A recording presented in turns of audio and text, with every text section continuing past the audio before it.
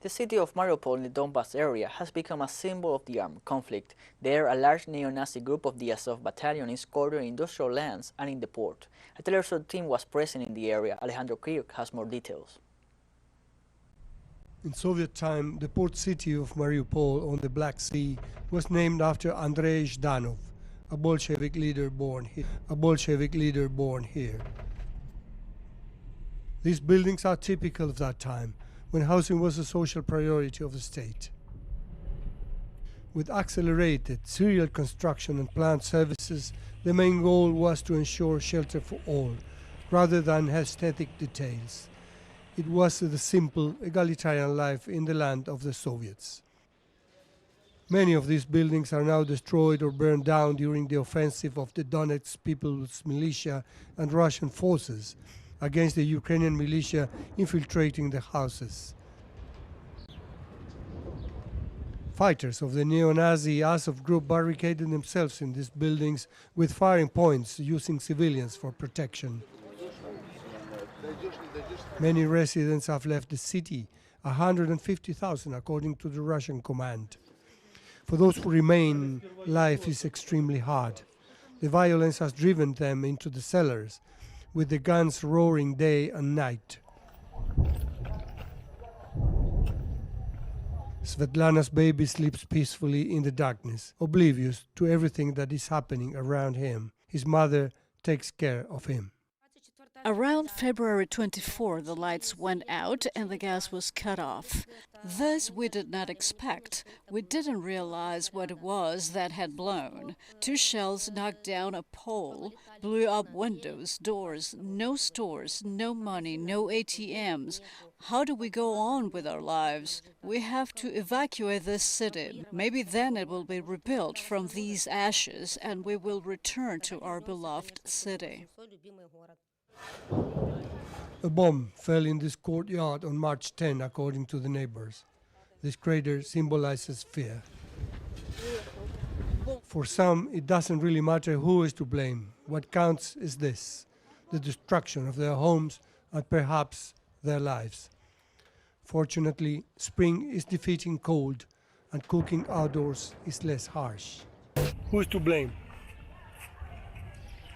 It's very difficult because I don't want to talk about all this happened. So how do you see the future, your future here? We have no future.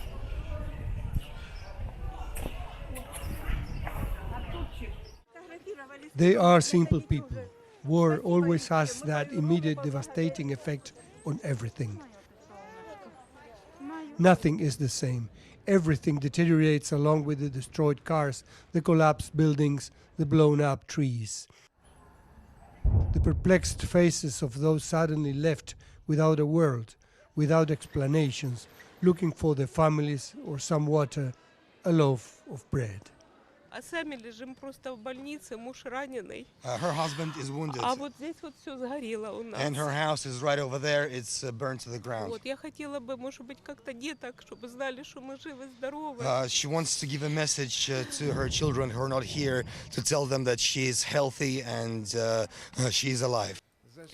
We were in the house when the Ukrainian soldiers arrived, and they started beating me, provoking me right away.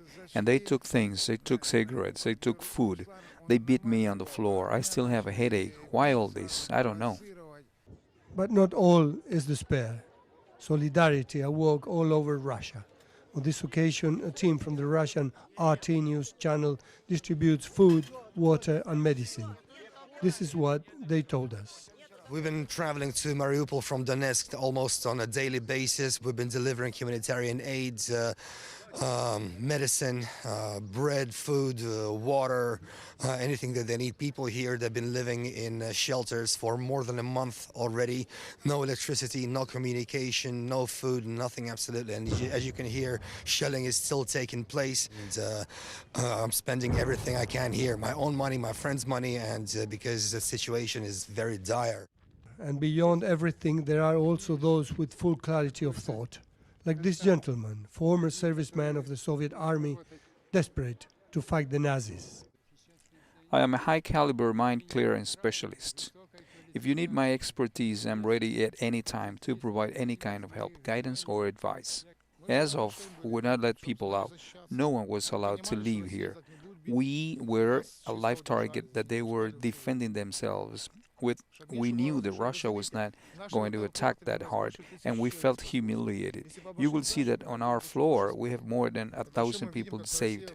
Russia acted professionally in the attacks, otherwise no one would have survived. Constant shelling is the framework of every trip to Mariupol, a symbol city and now a pilgrimage site for reporters.